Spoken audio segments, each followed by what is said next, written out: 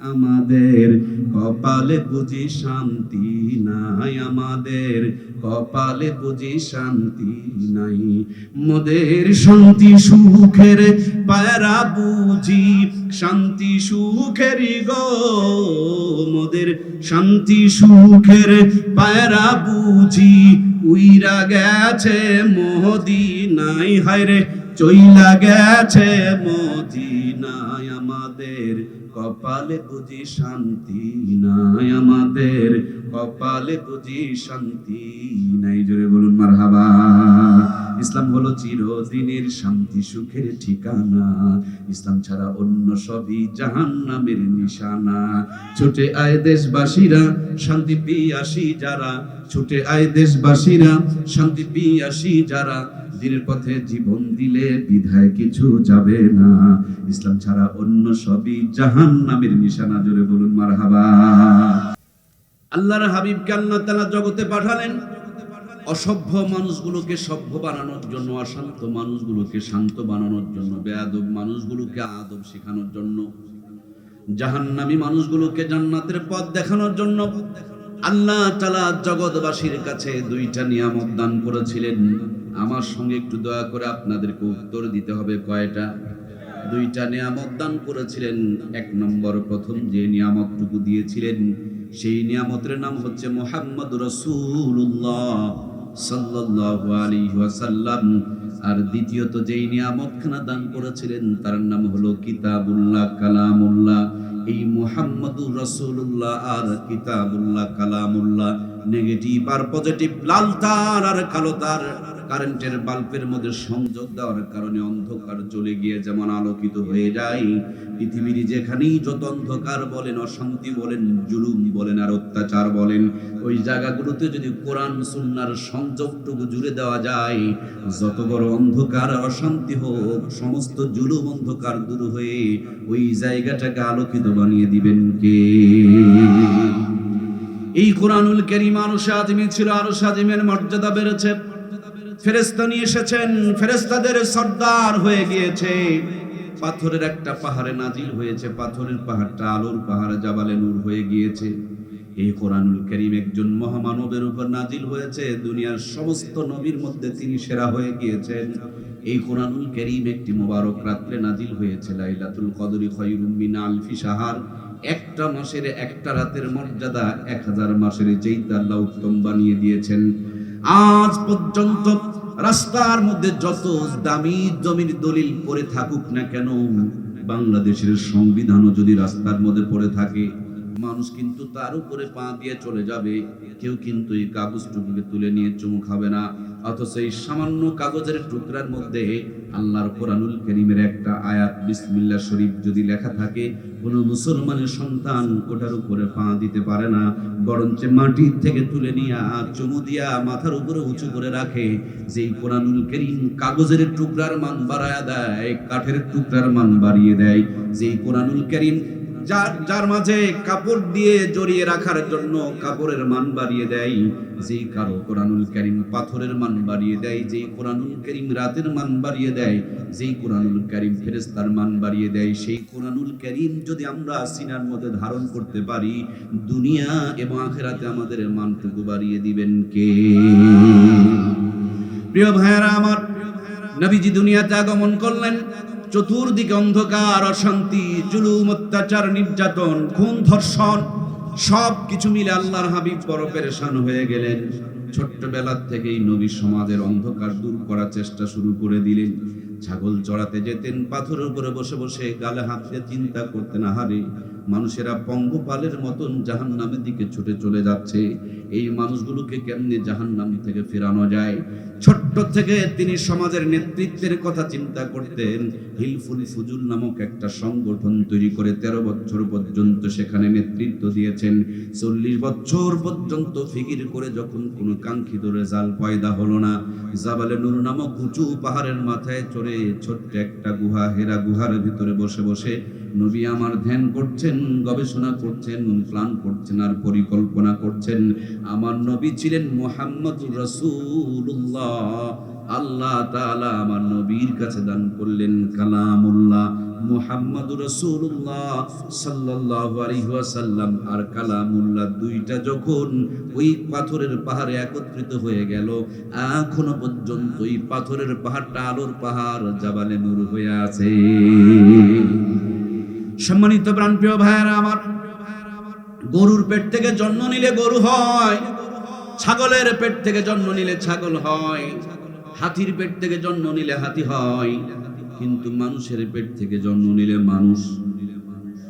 কথা বলছেন না কেন? মানুষ যদি মানুষের পেট থেকে জন্ম নিলে মানুষ হয়, সে মানুষ কোনোদিন মানুষকে ব্রাশ ফায়ার করে মেরে ফেলে দিতে পারে? মানুষের পেট থেকে জন্ম নিলে যদি মানুষ হয়, সে মানুষেরা কোনোদিন আয়না ঘর বানায়া নিরপরাধী মানুষগুলোকে টর্চার করতে করতে দুনিয়া থেকে শেষ করে দিতে পারে না। মানুষের পেট থেকে জন্ম নিলেই যদি মানুষ হয়, মানুষকে মেরে খুন করে পেটের ভুঁড়িগুলো বের করে তার মধ্যে সিমেন্টের বস্তা বেঁধে কোনোদিন পানির মধ্যে ডুবায় ফেলে দিতে পারে না। মানুষের পেট থেকে জন্ম নিলে যদি মানুষ হয়, একটা মানুষকে মেরে ট্রেনের মধ্যে রেখে দিয়েছে, ট্রেন দিয়া কাটা পড়ে যাবে আর চালিয়ে দিবে, আত্মহত্যা করেছে, এই জুলুম অত্যাচার নির্যাতন গুলো করতে পারে না। মানুষের পেট থেকে জন্ম নিয়েই যদি মানুষ হয়, গত কয়েকদিন আগেকার কথা বলছি, আমাদের পাশের জেলা গাইবান্ধাতে 70 বছরের একজন বৃদ্ধাকে জমিনের মধ্যে নিয়ে হাত পা বেঁধে 70 বছরের একজন বৃদ্ধাকে ধর্ষণ করেছে। মানুষের পেট থেকে জন্ম নিলে এগুলোকে মানুষ বলা যায়? মানুষের পেট থেকে যদি জন্ম নিলে মানুষ হয়, ইসকন নামক একটা সন্ত্রাসী সংগঠন, তারা কিভাবে মুসলমানের মেয়েগুলোকে শেষ করে দেওয়ার জন্য ষড়যন্ত্র করে প্রতিজ্ঞা করেছেন। মুসলমানদের পেটে হিন্দুদের সন্তান পয়দা করতে হবে, প্রেম ভালোবাসার ফাঁদের মধ্যে ফেলতে হবে। এই তো কিছুদিন আগে গাজীপুরের মধ্যে একজন 13 বছর মাদ্রাসা পড়ুয়া মেয়েকে অন্ধকারে জিম্মি করে রেখে 3 দিন ধরে পালাক্রমে তারা ধর্ষণ করেছে। এখন আস্তে আস্তে হাজার হাজার এরকম ঘটনা ঘটতেছে। আগে ভালোবাসার নাম দিয়ে আগে প্রথমে বলে ইসলাম আমারে ভালো লাগে, বা বোন তুমি আমাকে একটু ইসলামের নীতি নিয়মগুলো শিখাও। এই বলতে বলতে যখন বন্ধুত্ব হয়ে যায়, এ কথার থেকে ও কথা, দে বুবু আলাপাতা, তার মানে পায়জামা খসা। কি কথা বলেন? মিথ্যা হলেও যদিও কথাটা সত্য, কিন্তু এটা তিক্ত সত্য। এর অন্য কোনো কারণে ইসলাম শেখার জন্য আমাদের মা বোনদের সঙ্গে কথা বলে না। এরা পায়জামা খোলার নিয়তেই কথা বলে, কিন্তু শুরুটা এভাবে তারা অন্যভাবে পেঁচিয়ে পেঁচিয়ে আমাদের ভিতরে তারা ঢুকতেছে। কথা বলুন ঠিক কিনা? আমার প্রিয় ভাইয়েরা, এক পর্যায়ে নিজেরা ধর্ষণ করে, ব্ল্যাকমেল করে, ছবি তুলে রাখে, এরপর গণধর্ষণ করে, তারপরে সেটাকে ভিডিও করে রাখে, এরপর বলে আমরা যখনই ডাকবো তখনই আসতে হবে, নইলে তোমার এই ভিডিও ফাঁস করে দেওয়া হবে। তোমাকে যখন ডাকবো যেটা বলবো সেটাই করতে হবে। এই কালো ব্ল্যাক ম্যাজিক করে এরপরে জিম্মি করে রাখে, ব্ল্যাকমেল করে রাখে, এরপর অনেক মুসলমানের মেয়েকে বিপদে ফেলে তাদেরকে ধর্মান্তরিত করে হিন্দু বানিয়ে জোর করে তাদেরকে নিয়ে তাদের পেটের মধ্যে মুসলমানের মেয়ের পেটে হিন্দুদের সন্তান ঢুকিয়ে দিয়ে তাদেরকে দেশ থেকে বিতাড়িত করছে, ভারতের পতিতালয়ে বিক্রি করে দিচ্ছে। আমার প্রিয় ভাইরা, এদেরকেও দেখতে মানুষের মতন দেখায়, কিন্তু আসলে তারা মানুষ। মানুষগুলোকে মানুষ বানাতে হলে মানুষের ভিতরে মানুষত্ব ঢুকিয়ে দিতে হবে। মানুষ যিনি বানিয়েছেন, মানুষত্বকে ঢুকিয়ে দেওয়ার জন্য কিতাবটুকু তিনি দান করেছেন।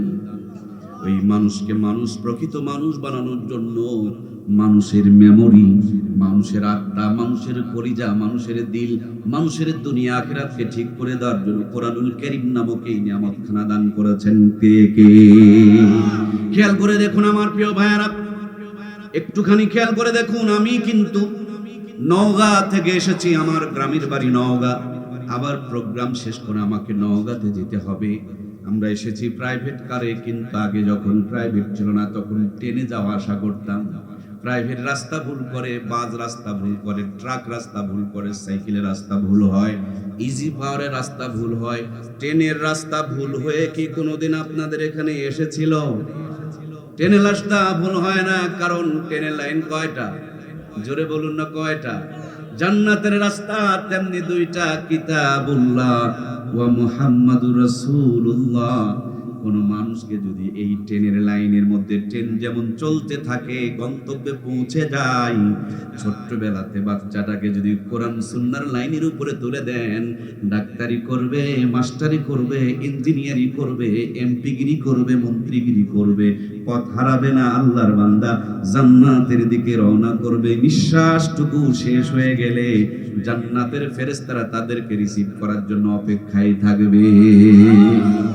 এই জন্য আপনার আমার সন্তানগুলো শুধু জন্ম নিলেই এটাকে মানুষের মতন দেখা যাবে, কিন্তু প্রকৃত মানুষ বানাতে হলে এদেরকে কোরআনের ফার্মায় ঢুকাতে হবে। কথা বলুন ঠিক কিনা?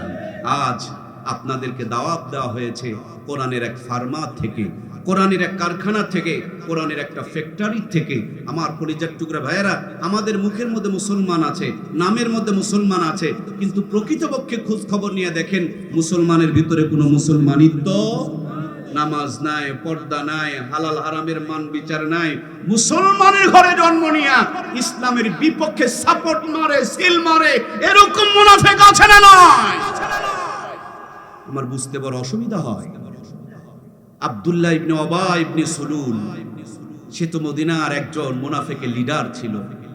আপনার চাইতে বড় টুপি ছিল, আপনার চাইতে বড় দাড়ি ছিল, আপনার চাইতে বড় জব্বা ছিল, খোদ নবীর পিছনে নামাজ পড়তেন। কিন্তু তার লিডার, তার নেতা মুহাম্মদুর রাসূলুল্লাহ ছিল না, তার নেতা আবু জেহেল ছিল।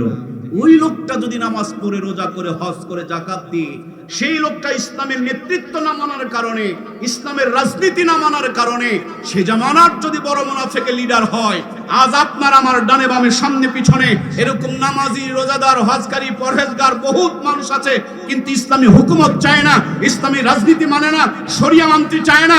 এরাও এই জামানার টাটকা মুনাফিক, এখানে কোনো সন্দেহ নাই। কথা বলুন ঠিক কিনা?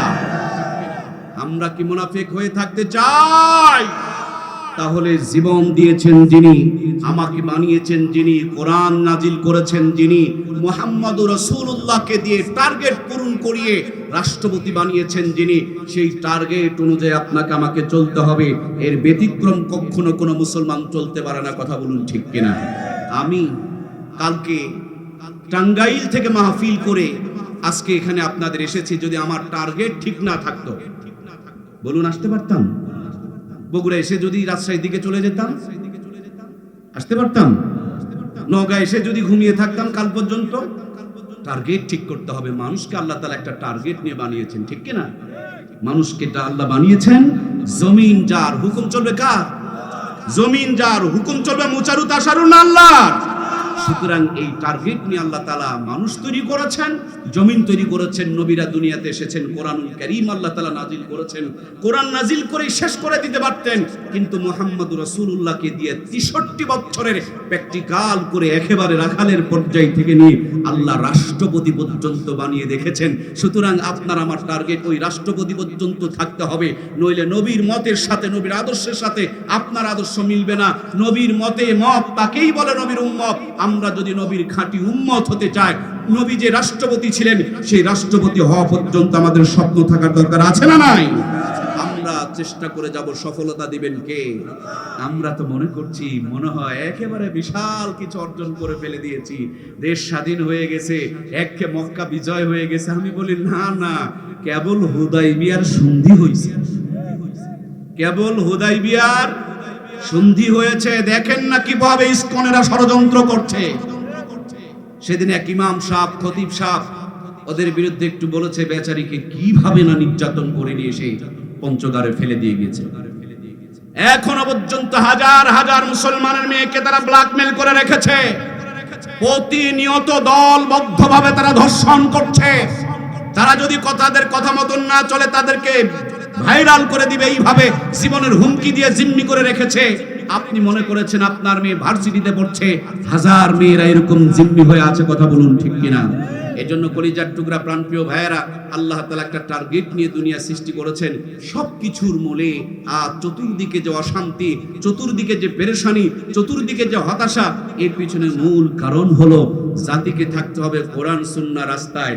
জাতির এখন কোরআন সুন্নাহর সাথে কোনো সম্পর্ক।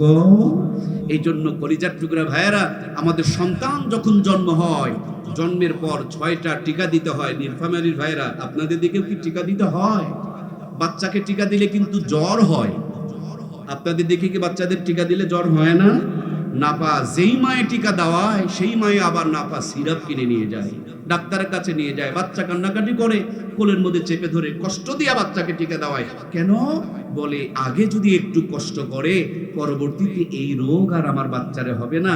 আগে যদি 6টা টিকা দেওয়া যায়, মৃত্যুর আগ পর্যন্ত 6টা রোগ আর আপনার সন্তানকে আক্রমণ করবে না।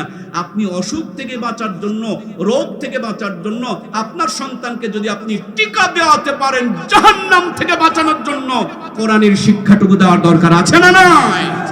কারা কারা রাজি আল্লাহর কোরআনের সাথে? 2টা হাত তুলে আল্লাহকে দেখাই, লিল্লাহে তাকবীর, নারায়ে তাকবীর, লিল্লাহে তাকবীর। দুনিয়ার মুসলিম, আওয়ামী লীগ, বিএনপি, জামাত, জাতীয় পার্টি সবাইকে একতা হবে, কারণ সবাই মুসলমান। লিল্লাহে তাকবীর। হাতগুলো এভাবে একটু নাড়া দেন। আরো শাজিম থেকে আমার রব দেখছেন, মদিনা রওজায় আল্লাহর হাবিবকে সম্প্রচার করে দেখানো হচ্ছে। এই আলো বাতাস সামিয়ানা সাথী হয়ে থাকবে, কোরআনুল কারীমের সাথে ছবি উঠে থাকতেছে। আয় আল্লাহ, তোমার কোরআনের পক্ষে হাত তুলেছি, এই হাতগুলোকে নাজাতের জড়িয়া বানিয়ে দাও। আমরা বলি আমিন। এই হাতগুলো সারা জীবন কোরআনের পক্ষে কবুল করে নাও। আবারও বলুন আমিন। এই হাত দিয়ে কোরআনের পক্ষে সাপোর্ট যেন দিতে পারি সেই তৌফিক দাও। আবারও বলুন আমিন। আগামী দিন হলো কোরআনের দিন, কোরআনের সঙ্গে যেন আমরা থাকতে পারি, আল্লাহ কবুল করে নিক। আমরা বলি আমিন। আমার পরিজাত টুকরা প্রাণপ্রিয় ভাইয়েরা, তাহলে ছোট্ট বাচ্চাকে জন্মের পর 6টা টিকা দিতে হয়। আমাদের সন্তানগুলো জন্মের পর ইসলামী কিছু সিস্টেম, ইসলামী কিছু নিয়ম আপনাকে আমাকে মেনে চলতে হয়। জন্মের পরেই ডান কানে আজান, বাম কানে একামত দিতে হয়। কেন জানেন? ডান কানে আজান আর বাম কানে একামত যদি দিতে পারেন, নাস্তিকের জেলা চামুন্ডারা আপনার আমার সন্তানের কানের ভিতরে কোনো ওয়াসওয়াসা দিতে পারবে না। নইলে আপনার সন্তানকে ভুলভাল বুঝায়া মাঠের মধ্যে নামা দিয়া বলবে, হুজুরদের গালে গালে জুতা মারো, তালে তালে। এরকম কিছু বেয়াদব আমার দেশে আছে না নাই? ওর বাপ মুসলমান, ওর দাদা মুসলমান, পরদাদা মুসলমান, ওর নুনুর চামড়াও কাটা আছে, মগন ভিতরে কোনো ঈমান। যদি ঈমান থাকতো, আলেমদের বিরুদ্ধে তার জবান থেকে কোনো কথা বের হইতো? আমার কলিজার টুকরা প্রিয় ভাইয়েরা, মূল কথাটা হলো তার বাবা মা নাম রেখেছে মুসলমানের, কিন্তু মুসলমানের কামগুলো করতে পারে। জন্মের পর ডান কানে আজান, বাম কানে একামত দেবেন কেন? এটা ইসলামের সুন্নতের প্রথম ডোজ। দুনিয়ায় যত নামাজ আছে, প্রত্যেকটা নামাজের আজান একামত আছে। একটা আখেরি নামাজ আছে, বিদায় নামাজ আছে, শেষ নামাজ আছে, জানাজার নামাজ। যেই নামাজের কোনো আজান একামত নাই, জন্মের পর ডান কানে আজান হয়ে যায়, বাম কানে একামত হয়ে যায়, মাঝখানে খালি কাতার সোজা করার সময়টুকু বাকি থাকে। গোলাম, সিরাতাল মুস্তাকিমের পথ ধরো, সামনে জানাজা অপেক্ষায় রয়েছে। এখন স্মার্ট আর ডিজিটাল জামানা, নরমাল কায়দায় আমার মা বোনেরা সন্তান ডেলিভারি করতে খানা নিয়া পেট চিরে চিরে বাচ্চা বের করতে হয়। ব্যস্ততার কারণে আজান একামতের কথা আমাদের মনে আর থাকে? এই জন্য আমরা বলি ডানে, সন্তান চলে যায় বামে। এই জন্য আমরা কোরআনের কথা বলি, ওরা নাস্তিকের পথে চলে। এই জন্য বলি মুসলমান কোনদিন হিন্দু খ্রিস্টানদের বন্ধু আর বান্ধবী হতে পারে না। ধর্ম যার যার, উৎসব তার তার। ধর্ম যার যার, উৎসব যদি সবার হয়, আমাদের গরুর কুরবানি তো তাদের পাওয়া যায় না, আমাদের তারাবির নামাজে কেন তাদের পাওয়া যায় না, আজকের ওয়াজ মাহফিলের সামনের কাতারে তাদেরকে কেন খুঁজে পাওয়া যায় না? মূল কথা হলো আমাদেরকে ধোঁকা দেওয়ার জন্য, বোকা বানানোর চেষ্টা চলতেছে। আমার ভাইয়েরা, বর্তমান জামানায় নাস্তিকের সংখ্যা বাড়তেছে আর বাড়তেছে। এর পিছনে মূল কারণ হলো ডান কানে আজান হয় না, বাম কানে একামত হয় না। এর দেখবেন কুফলগুলোর দিকে তাকিয়ে দেখুন। আমার দেশে কিছুদিন আগে যেই 17 বছর চললো মাফিয়াদের সময়, ও সময় যারা জাতীয় কবি হয়েছিল তাদের মুখের ভাষাগুলো আপনাদের মনে আছে। একজন বলেছিল, ফজর আজান যখন শুনি মনে হয় বেশ্যা তার খরিদ্দারে ডাকতেছে, নাউজুবিল্লাহ বলেন। আমি চিন্তা করলাম এত কথা থাকতে বেশ্যার কথা নিয়ে আসলো কেন? কোরআনের মাহফিলে এই কথাটা বলতে আমার বড় লজ্জা লাগে, কিন্তু না বলে তো উপায় নাই। আমি চিন্তা করে দেখেছি অনেক মানুষের পতিতালয়ে জন্ম হয়, জন্মের পরে আজান আকামত তার কানের মধ্যে যায়, জন্মের পরে আজান আকামতের পরিবর্তে তার কানের মধ্যে পতিতাদের আওয়াজ গিয়েছে, এই জন্য ওই আওয়াজই তার কানে বাজতেছে আর মুখ দিয়ে বের হচ্ছে, ঠিক কিনা? আরো কিছুদিন আগে আরো একজন বেয়াদব বলেছিল, আমার কাছে আজানের চাইতে কাউয়ার আওয়াজ ভালো লাগে। শোনেন নাই? শোনেন নাই? আমি চিন্তা করলাম কি গো, কাউয়ার আওয়াজের সাথে তুলনা দিল কেন? এখন বুঝতে পারতেছি, কিছু অবৈধ সন্তান জন্ম হয়, বাপ মার পরিচয় নাই, এদেরকে পলিথিনে ঢুকায়া ডাস্টবিনের কিনারে, শহরে যে ডাস্টবিন থাকে ময়লা রাখার, ডাস্টবিনের কিনারে ফেলে দিয়ে আসে। আর কিছু মানুষের বাচ্চা কাচ্চা হয় না, লেপলাইট করতে করতে গিয়ে দেখে পলিথিনের মধ্যে কি যেন নড়াচড়া করে, তুলে নিয়ে এসে মানুষ করে, জন্মের পর আজান আকামত কপালে জোটে নাই, কাউয়ার আওয়াজ ডাস্টবিনের কিনারে ঢুকেছে, এই জন্য মৃত্যুর আগ পর্যন্ত তাদের কানে কাউয়ার আওয়াজই বাজতেছে। কথা বলেন ঠিক কিনা? আজ যদি আমরা আমাদের সন্তানগুলোর ডান কানে আজান আর বাম কানে একামত না দিতে পারি, আগামী দিনে আমাদের ঘর থেকে নাস্তিক আর বেঈমান কুলাঙ্গার পয়দা হবে। কথা বলুন ঠিক কিনা? আমার কলিজার টুকরা মমতাময়ী মায়েরা, আমার মায়েরা অনেক এসেছেন। আমি এলাকার মধ্যে অনেক দাওয়াত পাই, কিন্তু শিডিউল জ্যাম হয়ে থাকে, এক বছর আগে বুক হয়ে থাকে, আসার সুযোগ হয় না। যেহেতু মায়েরা এসেছেন, তাদেরকে নিয়ে দুটো কথা বলতে চাই। মাগো, আজ প্রধানমন্ত্রীর চেয়ারটা দীর্ঘদিন দখল করেছিলেন আপনারা, বিরোধী দলেও ছিলেন আপনারা, আবার যারা স্পিকার হয় সেটাও আপনারা ছিলেন, সব চেয়ার দখল করে রেখেছিলেন, কিন্তু কি উন্নতি করলেন? দিন যতই গেছে যৌতুক, জরিমানা, ইফটিজিং, নারী নির্যাতন সব বাড়ছে আর বাড়ছে, কোনো কিছু কমে নাই। কথা বলুন ঠিক কিনা? অথচ মাত্র 50 বছর আগে যেদিন কোন চেয়ার খালাম্মা, ফুবি আম্মা, চাচি আম্মাদের দখলে ছিল না, কিন্তু মায়েদের দখলে ছিল জায়নামাজ, মায়েদের হাতে ছিল তসবিহ, মাথায় ছিল কাপড়, মুখে ছিল আল্লাহর নাম, মুখে ছিল দরুদ শরীফ। এই মূর্খ নানি দাদির বিয়ে হয়েছে, হাফ প্যান্ট পরা নানি দাদিকে নানু আর দাদুরা বিয়ে করেছে, সেই জামানার 500 টাকা নগদ ফোন দিয়ে বিয়ে করেছে। ওই নানি দাদির পেটে 12টা 18টা সন্তান জন্মগ্রহণ করেছে। কোন সন্তানকে কষায়খানা নিয়ে পেট চিরে বাচ্চা বের করতে হয়? সব কটা সন্তানকে বুকের দুধ খাওয়ায় লালন পালন করেছেন। ওটার দুধ তো ছিলই না, গাভীর দুধের দরকার পড়তো না, বাচ্চা দুধ খেয়ে শেষ করতে পারতো না, কাপড় পর্যন্ত ভিজে যেত। এখন স্মার্ট আর ডিজিটাল জামানা, সব চেয়ার বড় বড় গুলো খালাম্মারা দখল করে নিয়েছে। আমাদের কপালে জোহটে একটাই মাত্র বুড়া চাচা ছিল, উত্তরবঙ্গের কৃতি সন্তান হুসাইন মোহাম্মদের 7 চাচা। যেমনি চাচা মরছে, চাচি গিয়া মুঠা খান ধরছে, সব টিয়ার তারা দখল করে নিয়েছে। আবার নিজেদের কথা চিন্তা করে ইফটিজিং, যৌতুক, নারী নির্যাতনের আইন পাশ করেছে। আইনের সাথে কোরআন সুন্নাহর মিল না থাকার কারণে নোক্তা করে গাইন হয়ে গেছে, ওগুলো বাড়তেছে আর বাড়তেছে।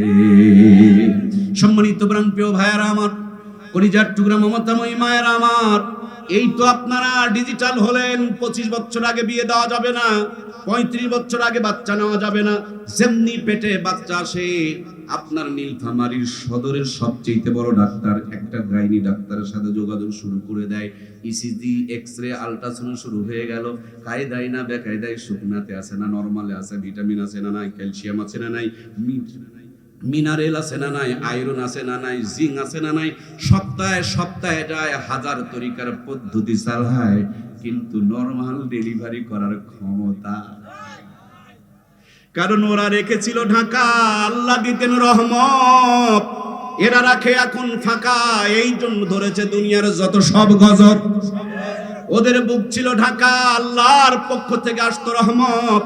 এরা বুকের কপর গলায় পেঁচিয়ে রেখেছে, এই জন্য তাদের বুকের মধ্যে পড়তেছে স্তন ক্যান্সারের আযাব আর গজব। আমার সম্মানিত প্রাণপ্রিয় মায়েরা আমার, এই তো মাত্র সেই দিনের কথা বলছি, আজ থেকে 30 বছর আগে, যেদিন ভাঙা ঘর, কুড়া ঘর, বেড়া ঘরের মধ্যে আমার নানি আর দাদিরা মাসকালার ডালের তেলানি করেছে। এক বাড়িতে তেলানি দিলে গোটা গ্রাম যেন গন্ধে মোহিত হয়ে গিয়েছে। একদিন আতপ চালের বিরিয়ানি খেলে 2 দিন পর্যন্ত হাত থেকে সুঘ্রাণ ঝরিয়েছে। আপনার আমার নানু আর দাদুরা নীলফামারী পায়ে হেঁটে হেঁটে চলে গিয়েছেন। 5 টাকা 6 টাকা সের ইলিশের মাছ কিনে নিয়ে বাড়িতে রওনা করেছেন। পুকুরের খোলা পানি দিয়ে অর্ধ পচা ইলিশের মাছ খেরের চুলায় বসে, লবণ থাকলে তেল নাই, তেল থাকলে আবার ঝাল দেওয়ার কথা নাই, কিন্তু দেখবেন বিসমিল্লাহ বলে আগুনটা ধরাইছে, গুনগুন গুনগুন করে দরুদ শরীফের তেলাওয়াত করেছে। একদিন যদি ইলিশ মাছ আর পান্তা ভাত খাওয়া গিয়েছে, কম করে হলেও 3 দিন পর্যন্ত হাত থেকে সুঘ্রাণ ছড়িয়েছে। এখন স্মার্ট আর ডিজিটাল হতে হতে যত আপডেট হয়েছি, শান্তির পরিবর্তে অশান্তির আগুনে আমরা যেন জ্বলে পুড়ে ছারখার হয়ে যাইতেছি। এই জন্যই তো মরহুম কবি আইনুদ্দিন আল আজাদ বড় দুঃখ নিয়ে একটা কবিতা বলে গিয়েছেন, আমাদের কপালে বুঝি শান্তি নাই, আমাদের কপালে বুঝি শান্তি নাই, মোদের শান্তি সুখের পায়রা বুঝি শান্তি সুখেরই গো, মোদের শান্তি সুখের পায়রা বুঝি উইরা গেছে মদিনায়, হায়রে চইলা গেছে মদিনায়, আমাদের কপালে বুঝি শান্তি নাই, আমাদের কপালে বুঝি শান্তি নাই। জোরে বলুন মারহাবা। ইসলাম হলো চিরদিনের শান্তি সুখের ঠিকানা, ইসলাম ছাড়া অন্য সবই জাহান্নামের নিশানা। ছুটে আয় দেশবাসীরা শান্তি পিয়াসী যারা, ছুটে আয় দেশবাসীরা শান্তি পিয়াসী যারা, দিনের পথে জীবন দিলে বিধায় কিছু যাবে না, ইসলাম ছাড়া অন্য সবই জাহান্নামের নিশানা। জোরে বলুন মারহাবা।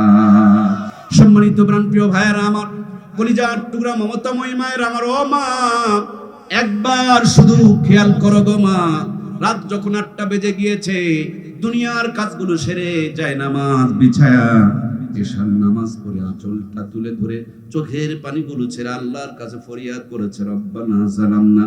দুনিয়ার কোনো পেরেশানি তাদেরকে গ্রাস করতে পারতো না। 150 বছর পর্যন্ত টনটনা ছিল, অসুস্থ হলে গাছের নিমের পাতা পেরে রস খেয়ে টনটনা 150 বছরও ছিল। 18টা সন্তান জন্ম দেওয়ার যোগ্যতা ছিল, পায়ে হেঁটে হেঁটে রংপুর যাওয়ার তাদের যোগ্যতা ছিল। আজ আমরা স্মার্ট হয়েছি, ডিজিটাল হয়েছে, আপডেট হয়েছি। ওনারা 150 বছর বাঁচতেন, আমরা 300 বছর বাঁচি। কেউ নীলফামারীর ভাইরা হিসাব কি বোঝেন না? এই আমরা না ডিজিটাল হইলাম, স্মার্ট হইলাম, আপডেট হইলাম, ওভার স্মার্ট। নন স্মার্ট মানুষ যদি 150 বছর বাঁচে, আমরা স্মার্ট হয়ে 300 বছর বাঁচি। যারা যারা কথা বললেন না, তাদের কি গোজাবানে কোনো প্রবলেম নাকি? নন স্মার্ট মানুষগুলো 150 বছর বাঁচতো, আমরা কি 300 বছর বাঁচি? কই লাভটা, কই ফায়দা, কই এস ফায়দা, কোথায় লাভ? মূল কথা হলো জাতি ইসলাম থেকে যত দূরে সরে চলে গেছে, আযাব আর গজব তত জাতির উপরে আসতেছে। কথা বলুন ঠিক কিনা? এক বাড়িতে আগুন লাগছে, বাড়িওয়ালা বেচারি হাই হাই চিৎকার শুরু করেছে।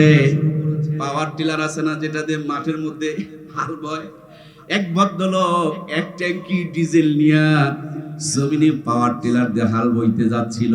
চিন্তা করছে, আহারে পানি তো নাই, ট্যাঙ্কিতে ঝোঁকা দিয়া দেখে এটা তো পানির মতনও দেখা যায়। মনে মনে হিসাব করছেন, যে জিনিসের দাম বেশি ওই জিনিসের কামও। পানির দাম বেশি না ডিজেলের দাম বেশি? পানির চাইতে দামি ডিজেল, পানির মতন দেখে আগুনে ঢেলে দিয়েছে। বলুন তো দেখি, আগুন গরম না নরম? আরেকজন আল্লাহর বান্দা শুকনো কিছু লাকড়ি তার মধ্যে দিয়ে দিয়েছে, আগুন গরম না নরম? আর এক ভদ্রলোক একেবারে ওই যে নতুন নতুন ঘাড় বেঁকা মাজা বেঁকা বউ যেন মাথার উপরে থাকতে পারে, মোটরসাইকেল গুলো বের হইছে না, একে ট্যাঙ্কি ভর্তি করে পেট্রোল নেওয়া ছিল। চিন্তা করছে, আহারে এগুলো কোন দোকান থেকে কিনছে না জানি, এর ভিতরে কোনো ভেজাল ঢুকছে। আমি ডাইরেক্ট পেট্রোল পাম্প থেকে লোড লইছি, 1 টাকাও হারাম নয়, 1 ফোঁটাও ভেজাল নাই। চলন্ত গাড়ি বন্ধ করে জ্বলন্ত আগুনকে নিভানোর জন্য পেট্রোল বের করে নিয়ে কেবল আগুনের কিনারে দাঁড়াইছে। আহারে বন্ধু, এতক্ষণ কেরোসিন আর ডিজেল দেওয়ার পর জ্বলতো, পেট্রোল একটা এমন মেডিসিন, আগুনে দেওয়া লাগে না, আগুনকে দাওয়াত দিয়ে কাছে টেনে নিয়ে যায়। কথা বলুন ঠিক কিনা? 24-এর স্বাধীনতার পর যে আশা নিয়া, যেই স্বপ্ন নিয়া, যেই টার্গেট নিয়া, যেই নিয়ত নিয়া 2000-এর মতন আমার যুবক তরুণ ভাইয়েরা নিজের জীবনকে বিলিয়ে দিলেন মুগ্ধ। এরপরে আমার রংপুরের আবু সাইদ ভাই যারা নিজের জীবনকে বিলিয়ে দিলেন, খেয়াল করে দেখেন এখন আবার সেই স্বপ্ন পূর্ণ হয় নাই। গানের শিক্ষককে নিয়োগ দিতে চায়, ধর্মীয় শিক্ষকের নিয়োগের কোনো চিন্তা আছে নাকি? আমার ভাইয়ারা, যারা এতগুলো মানুষকে খুন করলেন, গুম করলেন, নির্যাতন করলেন, নির্বিচারে মেরে ফেলে দিলেন, এর বিচার বাদ দিয়া অন্য গান গায়, তার মানে আমার ভাইয়ারা, এই তো কিছুদিন আগে আমরা সেই দীর্ঘদিন ধরে আমাদের উপরে যে ইংরেজরা শাসন করেছিলেন, আমাদের মুরব্বীরা তাদের হাত থেকে স্বাধীন হয়েছিল, এরপর পাকিস্তান থেকে স্বাধীন হলো, তারপরে এরশাদ চাচার স্বৈরাচারী থেকে স্বাধীন হলো, এরপর দীর্ঘদিনের মাফিয়া ডন তাদের হাত থেকে স্বাধীন হলো। একটা দেশ এত স্বাধীন হওয়া লাগে কেন? মূল কথা হলো এক চোর চলে যায়, বড় চোর এসে ক্ষমতায় বসে যায়, যেই পরিমাণ অন্ধকার ছিল তার চেয়ে অন্ধকার আরো বেড়ে যায়, ঠিক কিনা? ওভার চ্যালেঞ্জ করে বলছি বাংলার মুসলমান, আগামী দিনে কোরআন প্রেমীদেরকে যদি ক্ষমতায় বসাইতে না পারেন, যতটা পরিমাণ অন্ধকার জুলুম অত্যাচার নির্যাতনে ছিলেন, এর চাইতে শতগুণ জুলুম অত্যাচার নির্যাতন সামনে অপেক্ষা করছে, কথা বলুন ঠিক কিনা? এজন্য ফিরে আসতে হবে ইসলামের পক্ষে, সাপোর্ট দিতে হবে ইসলামের পক্ষে, নইলে নাম শুধু মুসলমান রেখে কোনো লাভ হবে না, আল্লাহর কাছে মুনাফিকের কাতারে দাঁড়াতে হবে, কথা বলুন ঠিক কিনা? এজন্য প্রাণপ্রিয় ভাইয়েরা, শুধু মুসলমান দাবি করলে হবে না। কোরআনুল কারীমের মধ্যে আমার আল্লাহ তাআলা বলছেন, ওয়া মিনান নাসি মান ইয়াকুলু আমান্না বিল্লাহি ওয়া বিল ইয়াউমিল আখির ওয়া মা হুম বিমুমিনিন ইউখাদিউনাল্লাহা ওয়াল্লাযীনা আমানু ওয়া মা ইয়াখদাউনা ইল্লা আনফুসাহুম ওয়া মা ইয়াশউরুন। আল্লাহ বলছেন কিছু মানুষ আছে যারা বলেন আমরা ঈমান আনছি আল্লাহর প্রতি, আখিরাতের প্রতি, আল্লাহ বলছে এরা ঈমানদার নয়, এরা মুমিন নয়, এরা নিজেরা ধোঁকার মধ্যে রয়েছে, মনে করছে মুসলমান এবং আল্লাহকে ধোঁকা দিচ্ছে, ঈমানদার এবং আল্লাহকে ধোঁকা দিচ্ছে। আমরা যারা কোরআনকে বাদ দিয়ে অন্য কিছু স্বপ্ন দেখছি, এরা আল্লাহর সঙ্গে তামাশা করছি, কথা বলুন ঠিক কিনা? আমার প্রাণপ্রিয় ভাইয়েরা, এজন্য সারসংক্ষেপ মূল কথা হলো, জন্মের পর ডান কানে আজান, বাম কানে ইকামত দিতে হবে। এরপরে বাচ্চাটা যখন একটু বড় হবে, এলাকার মধ্যে বুজুর্গ একজন আলেমের জবান থেকে আপনার সন্তানের জবানকে উদ্বোধন করায় নিতে হবে। নবীজির জামানায় সাহাবায়ে কেরামদের যখন বাচ্চা হতো, আল্লাহর হাবিবের কাছে বাচ্চাগুলোকে নিয়ে যাওয়া হতো, রাহমাতুল লিল আলামিন জান্নাতি জবান দিয়া খেজুরকে চাবায়া চাবায়া নরম করে বাচ্চাদের মুখের মধ্যে উঠাইয়া দিত।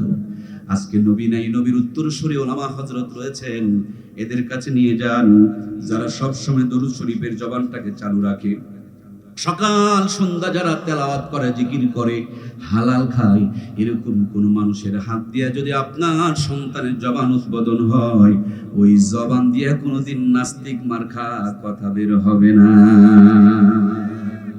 এই জবানকে উদ্বোধন করাতে হবে একজন আল্লাহওয়ালা।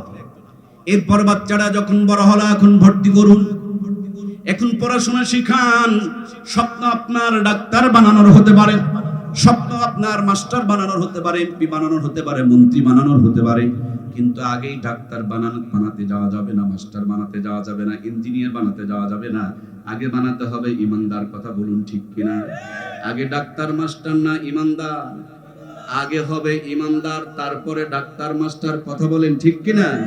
আগে ইট বানাও, তারপরে ব্রিজ বানাও, বিল্ডিং বানাও, রাস্তা বানাও, কিন্তু ইট না বানায়া বিল্ডিং বানাতে যেও না। যেখানে থাকার কথা সেখানেই মরে যাবা, বুকের উপরে চাপা পড়ে যাবে। আজ বাংলার মুসলমান ইমানদার না বানিয়ে বানিয়েছে ডাক্তার, ইমানদার না বানিয়েছে মাস্টার, ইমানদার না বানিয়েছে র‍্যাব, কোবরা, চিতা, দুর্নীতি দমন কমিশন, সেনাবাহিনী। এই জন্য ইমান ভিতরে না থাকার কারণে এদেশের মানুষের ট্যাক্সের টাকার বেতন খেয়েছে আর তাদের বুকেই গুলি করেছে, কথা বলুন ঠিক কিনা? এই জন্য আগে ইমান দরকার। ইমানের চাইতে বড় কোনো সম্পদ, ইমানের চাইতে বড় কোনো নিয়ামত, ইমানের চাইতে দামি কোনো নিয়ামত আল্লাহ তাআলা জগৎবাসীকে দেয় নাই।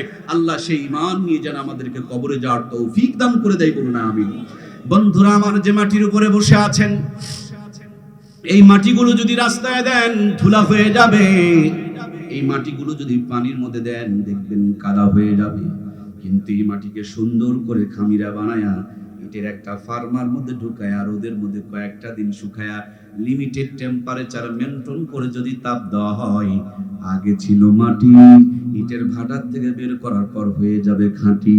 আগে এই মাটির কোনো দাম ছিল না, ভাটার থেকে বের করা মাত্রই 10 থেকে 12 টাকা দাম হয়ে যায়। কথা বলুন ঠিক কিনা? আগে এই মাটি পানিতে ফেলে দিলে গলে যায়, ভাটার থেকে বের করে পানিতে ফেলে দিলে গলে যায় না, আরো শক্ত হয়। জোরে বলতে হবে, গলে যায় না, শক্ত হয়। যাদেরকে ইটের ভাটায়, কোরআনের ভাটায়, ইমানের ভাটায় পুরানো হয় নাই, এরা আলেমদের গালে জুতা মারতে চায়। আর যারা কোরআনের ফারমায় যাদেরকে ঢুকানো হয়েছে, ইমানের ফারমায় যাদেরকে ঢুকানো হয়েছে, এরা আলেমদের পক্ষে নিজের বুক পেতে দিয়া শহীদ হয়ে যায়। কথা বলুন ঠিক কিনা? এই জন্য প্রাণপ্রিয় ভাইয়েরা আমার, ইমানের ফারমায় ঢুকাতে হবে, ইমানদার বানাতে হবে। ইমানদার বানানোর জন্য মাদ্রাসায় সন্তানকে নিয়ে আসতে হবে। কচি সন্তান, নিষ্পাপ সন্তান, মাসুম সন্তান, তার মেমোরিটা এখন পবিত্র, তার মেমোরিটা এখন পরিষ্কার। ওই সন্তান যখন মাদ্রাসায় যাওয়ার সময় বলবে, মা গো আমি পড়বো না আর, হাড্ডি মা টিম টিম, মাদ্রাসাতে শিখবো আমি আলিফ লাম আর মিম। আলিফ লাম মিম যখন তেলাওয়াত করবে, ওই আলিফ লাম মিমের সওয়াবটা কোন খাতায় লেখা হবে বাচ্চার জন্য, তখন খাতা খোলা হয় নাই। ফেরেশতারা বলবেন, ও আমার রব, এই সওয়াবগুলো কার খাতায় লিখবো? আল্লাহ রাব্বুল আলামিন বলবেন, তার মায়ের খাতায় লেখো। বাবা এসে, বাবার পক্ষ থেকে একদল ফেরেশতা এসে বলবে, আল্লাহ খালি মায়ের খাতায় লিখবেন, বাবা যে জামা কিনে দিছে, মাদ্রাসায় ভর্তি করে দিছে, টাকার যোগান দিছে, বলে মায়েরটা তো লেখো, বাবারটা তো লেখো। আরেক ফেরেশতা এসে বলবো, গো আমার আল্লাহ, দাদা আগের থেকে পেটে থাকা অবস্থাতে নিয়ত করছে, দাদার যে মরে গিয়েছে, দাদারটা কি করব? বলে দাদা যেহেতু আগে নিয়ত করছিল, বীজ বপন করে গেছে, নিয়তের বীজ দাদার আমলনামা তো লেখো। বলে দাদি যে তাহাজ্জুদ পড়ে পড়ে দোয়া করত, বলে দাদিরটা তো লেখো। বলে নানা আগের থেকে হজ করতে গিয়ে দোয়া করেছিল, বলে নানারটা তো লেখো, নানিরটা তো লেখো, বড়াব্বাটাতে লেখো, চাচারটা লেখো, মামারটাতে লেখো, খালুরটাতে লেখো। ছোট্ট একটা নিষ্পাপ বাচ্চা সওয়াব করবে, আর 14 গোষ্ঠীর আমলনামার মধ্যে আল্লাহ তাআলা লিখতে শুরু করে দেবে। ওয়াবদাগু মিন ফাদলিহি ওয়াসিলা, আল্লাহ কোনো না কোনো ওসিলায় মাফ করে দিবেন, এগুলি হলো ওসিলা। সম্মানিত প্রাণপ্রিয় ভাইয়েরা আমার, পৃথিবীর বুকে এমন কোন গ্রন্থ নাই যেটা মুখস্থ করা যায় একমাত্র কোরআনুল কারীম ছাড়া। আমরা অনেক বাচ্চার মাথায় পাগড়ি পরিয়েছি, মাত্র 6 বছর বয়স, মাত্র 7 বছর বয়স। আপনি একটা সূরা মুখস্থ করতে পারেন না, অথচ 6-7 বছরের বাচ্চা একটা কোরআনুল কারীমকে মুখস্থ করে ফেলে দেয়। এটা যে আল্লাহর কোরআন, তার জিন্দা প্রমাণ হলো এই কোরআনুল কারীম। ছোট্ট ছোট্ট বাচ্চারা তাদের কলিজায় ধারণ করতে পারে। এই কোরআনুল কারীম ইসলামের মধ্যে কত ভেজাল তারা ঢুকাইছে, কিন্তু কোরআনের একটা অক্ষরও পরিবর্তন করতে পারে।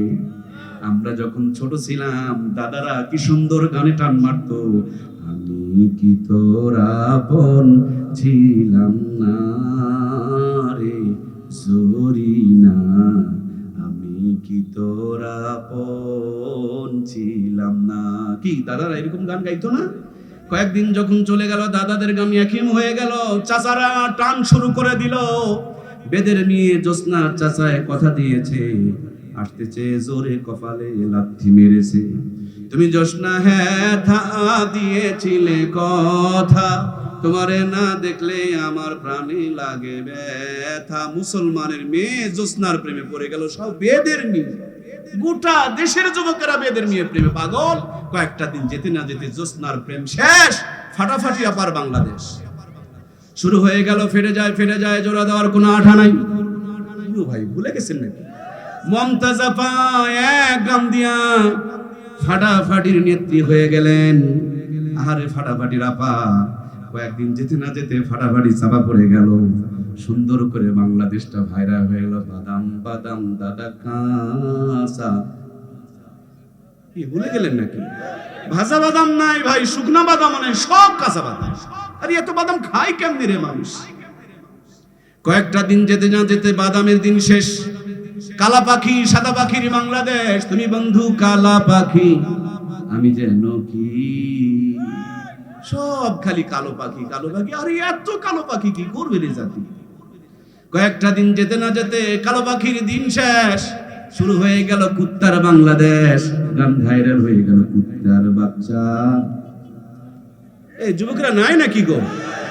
কুত্তার বাচ্চা ফুটফুটে সুন্দর ওই সুদখোর, ঘুষখোর, হারামখোর, কম্বলচোর, ডালচোরদেরকে নিয়ে গান শুরু হলো। কথা বলেন ঠিক কিনা?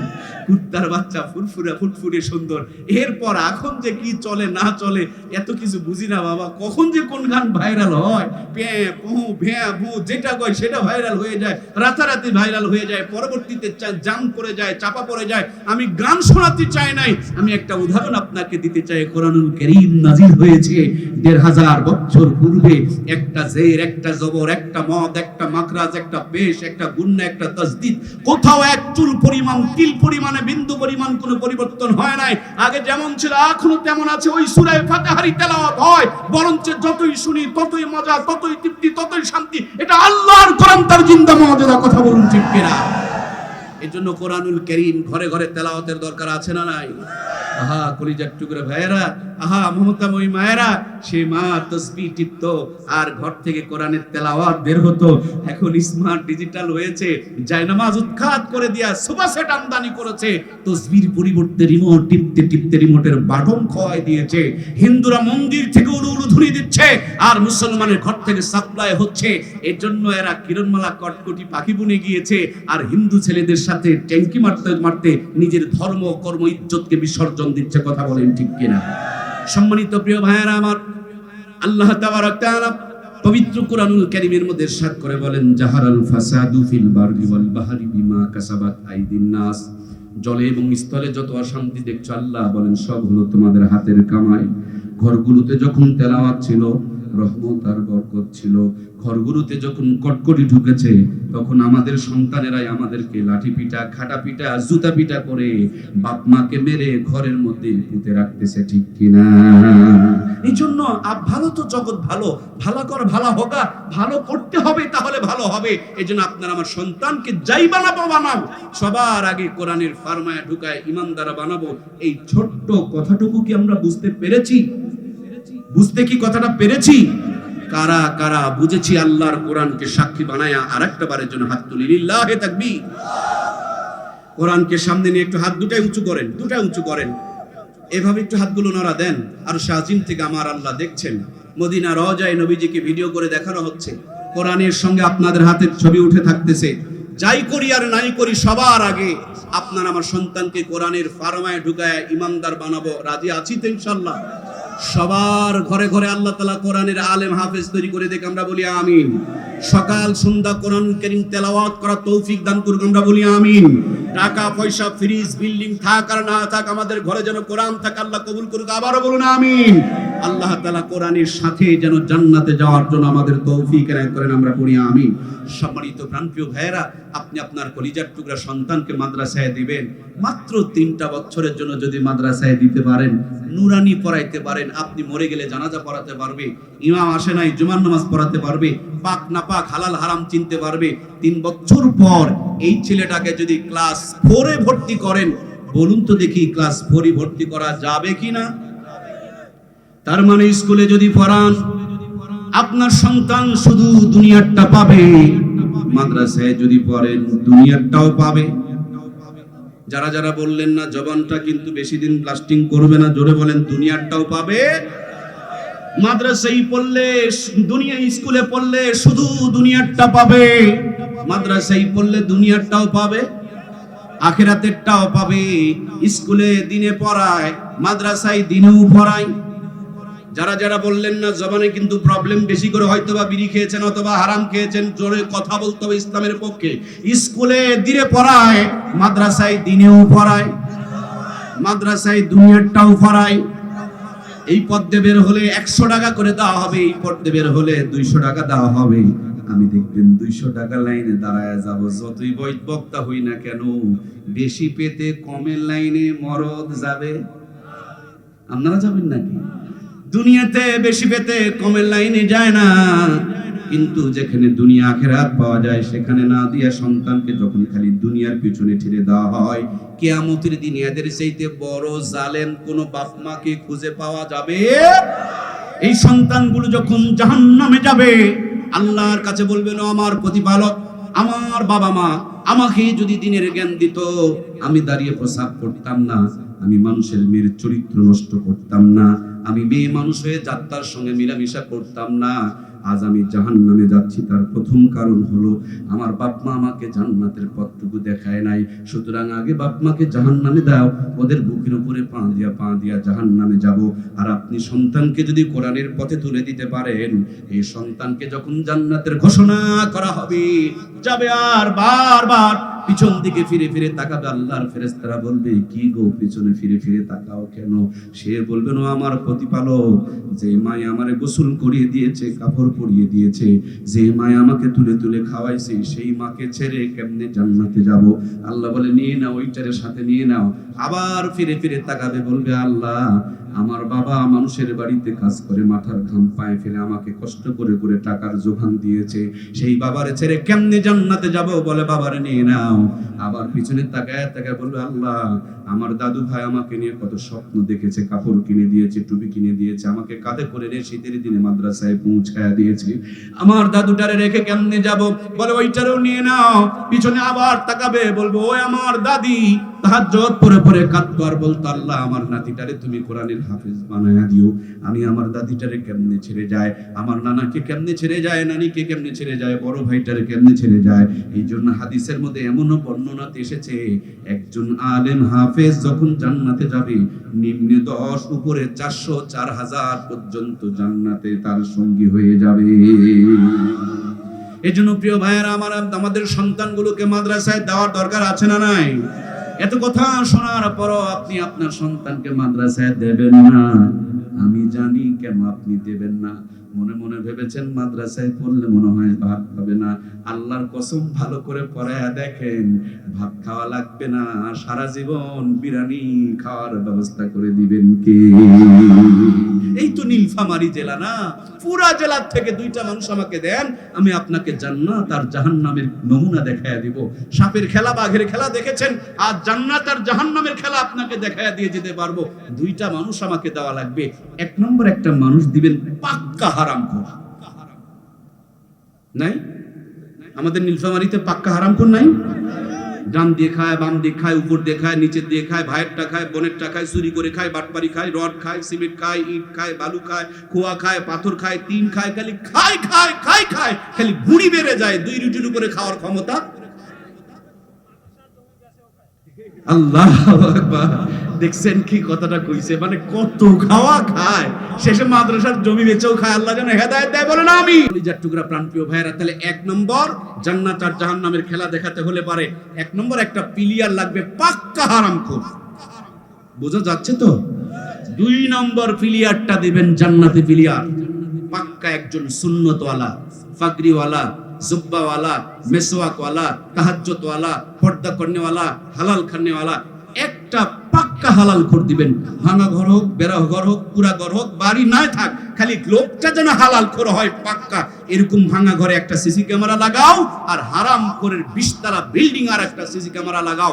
এবার টিভির পর্দায় সংযোগ দিয়ে বিভিন্ন সময় তো বিশ্বকাপের খেলা দেখেছেন, এখন খেলা দেখেন জান্নাত আর জাহান্নামের। তাকিয়ে দেখবেন যে লোকটার 20 তলা বিল্ডিং রয়েছে কিন্তু জিন্দেগিতে হারাম ছাড়া হালাল নাই, তার জিন্দেগিটাই জাহান্নামের মতন দাউ দাউ করে জ্বলছে, জিন্দেগিতে কোনো শান্তি। পক্ষান্তরে ছোট্ট একজন ভাঙা ঘরের মানুষ, সাধারণ একটা গ্রামে যদি ইমামতির চাকরি করে, 30 দিন 30 বাড়িতে 30 রকম হাতে 30 রকম স্বাদে। গরিব মানুষের বাড়ি যদি হয় ডবল ডিম একসাথে ভাজে, ভর্তা বড় মজা করে বানায়, হুজুর মানুষের বাড়িতে খায়, আমার ভালো না হলে দুর্নাম হয়ে যাবে রে। আমার বংশে আলেম নাই, একটা আলেমকে ইজ্জত করলে আল্লাহ মাফ করে দিতে পারে কিনা? জিন্দেগির তার যত পরিমাণ যোগ্যতা আছে সবটুকু বিনিয়োগ করে রান্না করে, আর অবস্থা যদি ভালো হয়, ইমামের যদি বালি পড়ে যায়, সকালবেলা দেখবেন আপনাকে আর বাড়িয়ালি ঘুমাইতে দেবে না। ঘুম থেকে টেনে তুলে হাতের মধ্যে ব্যাগ দিয়া পকেটে 2000 টাকা ঢুকায় লম্বা একটা লিস্ট দিয়া বলবে, তাড়াতাড়ি বাজারে যাও, পরে গেলে ভালো জিনিসপত্র পাওয়া যাবে না, আজকে ইমামের খাবার আমাদের বাড়িতে। সারাদিন বাজার করে নিয়ে বাড়িতে দিয়েছে, যত্ন করে আল্লাহর বান্দি রান্না করছে। ইমাম বড় চালাক মানুষ, চিন্তা করছে আমি যদি মানুষের বাড়িতে গিয়া খাই, একা পেট ভরবে, বউ বাচ্চা তো ক্ষুধার্ত থাকবে, এই জন্য টিফিন বক্স পাঠায় দেয়। হাইরে, 1 এক টিফিন বাটির মধ্যে 4 আইটেমের তরকারি ঢুকায় দেয়। ইমামও সালাত হয়েছে, এবার নীলফামারীতে গিয়া বড় বড় টিফিন বক্স খুঁজতেছে, 12 তলা 15 তলা টিফিন বক্স বের হয়েছে, ভাবি তো 18 আইটেমের তরকারি রান্না করে অপেক্ষায় রয়েছে, এক বাটির মধ্যে 3-4 আইটেম ঢুকায় দেয়, একজনের খাবার 3-4 জন মিলে বসে বসে খায়। বাজারে যাওয়া লাগে না, কষ্ট করা লাগে না, টাকা খরচ করা লাগে না। এরা যে জান্নাতের মেহমান, আজও পর্যন্ত মান্না সালোয়ার মতন দামি দামি রিজিক খায়। কথা বলুন ঠিক কিনা? যদি দেখতে চান আমাদের সঙ্গে একদিন 2 দিনের সফর সঙ্গে হয়ে যেতে পারেন। খুলনাতে গিয়েছি, মনে হয় 60-70 আইটেমের তরকারি সামনে হাজির করেছে। আমি বললাম এগুলো কি খাবো না দেখবো, এই পেটের মধ্যে কি 70 আইটেমের এক লোকমা করে হলো তো 70 লোকমা জায়গা হবে? বলে হুজুর এটা মনের প্রশান্তি, আমার কলিজার প্রশান্তি, আমার বেগমের স্বপ্ন। একদিনই তো আপনাকে পেয়েছে, হয়তো বা জীবনে আর দ্বিতীয়বার পাওয়া যাবে না। খেতে পারেন না না পারেন, অন্তত আমি দিয়ে তো একটা শান্তি ফিল করতেছি। এই দুনিয়াতে এমপিগিরি, মন্ত্রীগিরি, রাষ্ট্রপতিগিরি করবেন, যতদিন ক্ষমতায় ততদিন ফুলের তোড়া, যেদিন ক্ষমতা চলে যাবে সেদিন ঝাঁটা নিয়ে ঝাড়ু নিয়ে জনগণ খুঁজবে। ঠিক কিনা? আলেমদের মর্যাদা দিকে তাকিয়ে দেখেন, বয়স যত বাড়ে দাড়ি পাকে, সম্মান বাড়ে, ইজ্জত বাড়ে, মর্যাদা বাড়ে। আমি দেখেছি আমার প্রিয় উস্তাদ আহমদ শফি সাহেবকে আল্লাহ তাআলা জান্নাতের নূর দিয়া তার কবরকে ভরপুর করে দেখ, আমরা পড়ি আমিন। আমি দেখেছি হুজুরকে ছাত্ররা কাঁধে করে নিয়ে বেড়াতো, হুজুরের জুতাগুলো সোজা করে দেওয়ার জন্য আগের থেকে মানুষ রেডি হয়ে থাকতো, কে কেমনে কত খেদমত করতে পারে তার এক প্রতিযোগিতা করত। এরা যে জান্নাতি মানুষ, এই জন্য জান্নাতি মানুষদের দুনিয়ার মধ্যে ভাঙা ঘরের মধ্যেও জান্নাতের সুখ দান করেছেন কে? মাত্র 5,000 টাকা বেতন, সেখান থেকে বাজার করে নিয়ে হুজুর বাড়িতে যাচ্ছে। বাড়িওয়ালি আগের থেকেই রেডিমেডি হয়ে অপেক্ষায় রয়েছে, দরজার কিনারে অপেক্ষা আছে, গেটে ঠোকা দাও মাত্র গেটটুকু খুলে দিয়া মুস্কি একটা হাসি দিয়েছে, আসসালামু আলাইকুম ওয়া রাহমাতুল্লাহ। হুজুরের 1 সপ্তাহের যত কষ্ট বিবির মুখের মুস্কি হাসি দেখে সব শেষ। সুবহানাল্লাহ বলবেন না? এই আপনাদের বউ না হলে হাসে না, তাই বলে কি সুবহানাল্লাহ বলবেন না? বলেন না ভাই সুবহানাল্লাহ।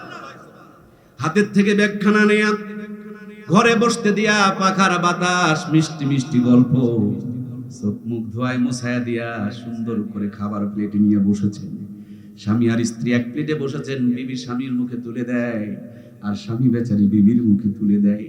দুনিয়ার যত দামি খাবার হোক না কেন, আল্লাহ তাআলা আমারে খাওয়াইছেন, তবে আমার কলিজার বিশ্বাস, ভালোবাসার মানুষের হাতের স্পর্শ লাগা আলু ভর্তার খাবার যদি মুখ পর্যন্ত তুলে দেয়, ওই খাবারটার মধ্যে জান্নাতের ফ্লেভার পাওয়া যায়। এটা কোথাও পাবেন না। এই জান্নাতি ফ্লেভার শুধু ভালোবাসার মানুষের হাতের মধ্যে থাকে। আমার প্রাণপ্রিয় ভাইয়েরা, পানি খাওয়ার সময় নবীর সুন্নতের কথা স্মরণ করে এক গ্লাসে পানি খায়, প্লেট চেটে খায়।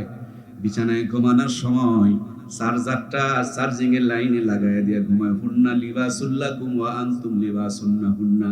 পুরুষকে আল্লাহ তাআলা বলছেন পুরুষ নারীর পোশাক আর নারী পুরুষের পোশাক। একে অপরের চার্জার, রিকশা চালায়া, ভ্যান চালায়া, কাজকর্ম করে, বাড়ির কাজকর্ম করে মায়েদের যে ঘাম ঝরে, মায়েদের যে কষ্ট হয়, এনার্জি চলে যায়, ক্যালোরি কমে যায়। একে অপরকে যখন বুকে জড়িয়ে ধরে ঘুমাবে, পুরুষ আর মহিলার পশমে পশমে এমন একটা কুদরতের চার্জার আছে, সারাদিনের ঘাটতি পূরণ হয়ে আগামী দিনে চলার মতন আল্লাহ তাআলা চার্জ পয়দা করে দেবে। আমার কথা বিশ্বাস না হলে বাসায় গিয়ে স্বামী স্ত্রী একে অপরকে জড়িয়ে ধরে ঘুমালে কি কি লাভ আপনি নেটে সার্চ দেন, প্রায় আপনাকে 19 থেকে 20টা লাভের কথা দেখাবে। আপনার উচ্চ রক্তচাপ হবে না, আপনার মাথা গরম হবে না, আপনার হাই প্রেসার হবে না, আপনার হার্ট ব্লক কম হওয়ার সম্ভাবনা থাকবে, আপনার মেমোরি ঠান্ডা থাকবে, আপনার প্রশান্তি আপনি ফিল করতে পারবেন। এই লাভগুলো হয় স্বামী স্ত্রীকে এক ছাতার মধ্যে রাখলে পারে। পক্ষান্তরে হারাম করে খবর নিয়ে দেখো, রাতের 9টায় 6 লাখ টাকা নিয়ে আগরবাতি টানতে টানতে বাড়িতে যায়। আগরবাতি চিনুন আপনারা? এটা ময়মনসিংহের ভাষা। আগরবাতি টানতে টানতে যায়, আগরবাতি টানতেছে আর মনে সুখে যাইতেছে। যে যত শিক্ষিত তার আগরবাতি লম্বা তত বেশি, চিকন তত বেশি, দামও তত বেশি। হাইরি টানা টানে রে, গরু ছাগল পায়খানা করার সময় খায় না, আর এই ভদ্রলোকদের বাথরুমে গিয়ে না টানলে পায়খানা ক্লিয়ার। আমার নীলফামারীর ভাইয়ের আবার কয় না, পায়খানাতে গিয়ে না খাইলে ওদের বাথরুম ক্লিয়ার হয়। আগরবাতি টানতে টানতে গেটের মধ্যে এসে সালাম কালাম নাই, কলিং বেলে চাপ দেয়। ফকির এসে বারবার ভিক্ষা দেয়, কলিং বেলে চাপ দেয়। এই জন্য কলিং বেলের মধ্যে সাউন্ড লাগাইছে কুত্তার আওয়াজ, যেমনি চাপ দেয় ঘেউ ঘেউ শুরু করে। ফকিরে কয় ভিক্ষা লাগবে না, আবার তোমার কুত্তা সামলাও। ফকিরে এইরকম বিপদে পড়ে ওই কলিং বেলে আর চাপ দেয় না, ও কুকুরের সাউন্ড লাগায় কলিং বেলে রাখছে। ভিতর দিক থেকে যখন দরজা খুলে দিছে, কাজের মেয়ে গেট খুলে দিয়েছে, আর বউ তো বসে বসে কটকুটির সিরিয়াল ঢুকতেছে। স্বামী ঢুকলো না ছাগল ঢুকলো, দেখার মতন টাইম। কাপড় চোপড় খুলে টাকাগুলো সার করে রাখে।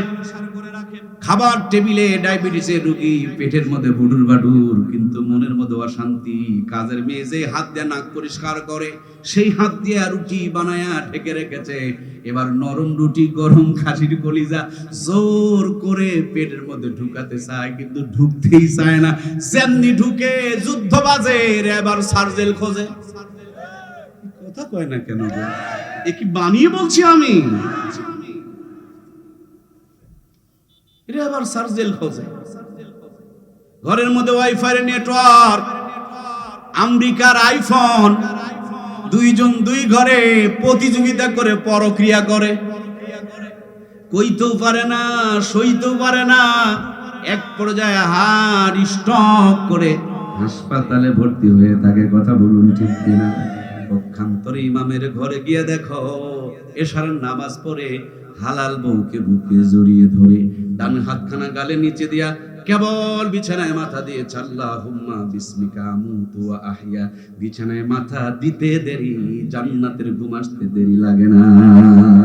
বালিশের নিচে খবর নিয়ে দেখো তাসবিহ পাওয়া যায়, আর ওদের বালিশের নিচে খালি ঘুমের ভুঁড়ি আর ঘুমের ভুঁড়ি। ঠিক কি না? সম্মানিত প্রিয় ভাইয়েরা, ওদের বালিশের নিচে হামদর্দ, হারবালের ঔষধ, কিন্তু 12 বছর বিয়ে করেছে, আব্বাডা কপালে জোটে।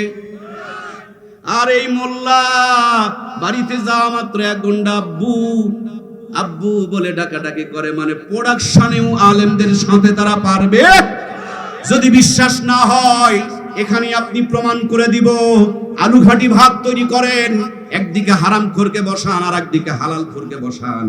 হারামখোর দেখবেন হাফ প্লেট নিয়ে নাড়াচাড়া করবে, হালালখোরেরা চোখের পলকে 3 প্লেট মেরে সারবে। এই জন্য ভাইয়ের আমার, হালালের মধ্যে স্পেশাল ক্ষমতা আছে না নাই? সন্তানগুলোকে হালাল করে বানান, মাদ্রাসায় পড়ান, যেখানেই থাকবে হালাল খাবে। হালালের মধ্যে একটা বরকত আছে, পাওয়ার আছে, ক্ষমতা আছে, শক্তি আছে। এই জন্য বন্ধুরা আমার, হালাল হারাম চিনাতে হবে। সন্তানগুলোকে কোরআনের ফারমায় ঢুকায়া ইমানদার বানায় নিতে হবে, নইলে বানাবেন আপনি ডাক্তার হয়ে যাবে বাটপার। আমার দেশে বহু ডাক্তার আছে, হাসপাতালে রোগী গেলে চোখে দেখে না, কলমে লেখে না, বুঝতেও পারে না। বৈকাল বেলা যখন প্রাইভেট ক্লিনিকে বসে 500 টাকা ভিজিট পেলে আব্বা আব্বা বলে ডাকে। বুঝতে পেরেছে সর্দি জ্বর না পার সর্দির বড়ি দিলেই সারবে। তারপরও 13টা পরীক্ষা দেয়, 17টা ঔষধ লেখা আছে না নাই? সত্যি করে বলেন, এরা ডাক্তার না বাটপার? জোরে বলতে হবে, ডাক্তার না বাটপার? চেয়েছিলাম ডাক্তার, কোরআন ভিতরে না থাকার কারণে, হালাল হারাম না চিনার কারণে এরা হয়ে গেছে বাটপার। কথা বলেন, এই বাটপার কম না বেশি? জোরে বলেন, কম না বেশি? এই বাটপার গুলো কেউ যেন বাটপার না হয়, ডাক্তারই হয়। এই জন্য ডাক্তার বানানোর আগে ইমানদার বানানোর দরকার আছে না নাই? আমার দেশে বহু ইঞ্জিনিয়ার আছে, রড বিক্রি করে দেয়, রডের পরিবর্তে বাঁশ ঢুকায়। বাঁশ ঢোকানেওয়ালা ইঞ্জিনিয়ার তো নাই। এই ইঞ্জিনিয়ার যখন রড বিক্রি করে বাঁশ ঢুকাতে যাবে, মাথায় যদি কোরআনের সফটওয়্যার থাকে, কোরআনুল কারীম তাকে ডাকতে বলবে, না না, হারাম খেও না, আরামে থাকতে পারবে না, জাহান্নামে জ্বলতে হবে, জাহান্নামে সহ্য করতে পারবে না। এই কোরআনুল কারীম যদি মাথায় থাকে, ইঞ্জিনিয়ার গুলোকে ইমানদার ইঞ্জিনিয়ার বানিয়ে রাখবে, দেশের জাতির পিছনে আর বাঁশ ঢুকবে না। কথা বলুন ঠিক কিনা?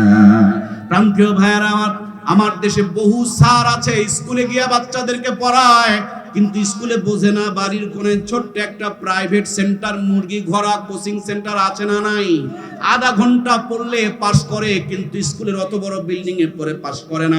স্যারের মাথায় মাল আছে, সরকার হিসাব করে চাকরি দিয়েছে, কিন্তু ভিতরে ঈমান নাই। প্রাইভেট বাণিজ্য করার জন্য প্রাইভেট সেন্টার খুলে রেখেছে, স্কুলে গিয়ে আবল তাবল পড়ায়।